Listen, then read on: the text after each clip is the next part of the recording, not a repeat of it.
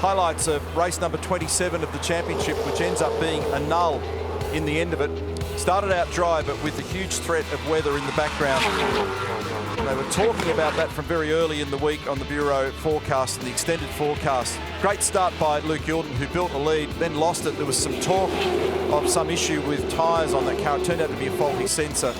He lost his lead to James Moffat down here at turn 4. Moffat's been very quick in the Super Cheap car so far this weekend. Bombed down the inside, clean pass. Earl Bamber came in very close into third position there as well. He was making really good ground. In fact, he was the fastest of the top 3 cars. The radar showed that we had terrible weather coming, and it turned out to be bad news for Paul Dumbrell, who fired into the fence at turn 12. But even though there's damage, there's ended up being no net loss for him. But a whole pile of cars, 5 in total, ended up with nose-to-tail contact down here. And unfortunately, it ended up being game over for car number 1. Big damage for 2 of the Brad Jones Racing cars, both 8 and 14.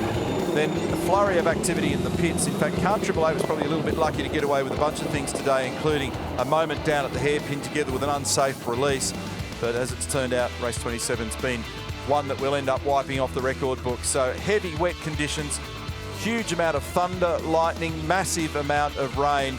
And unfortunately, the standing water on the inside of the racetrack everywhere meant that it was completely flooded, let alone the storm risk for everybody that's around the precinct. We had some incredibly hardy fans that stayed with us throughout, but what this is now all building up to is an unbelievable outing when we go to the ITM Auckland Super Sprint.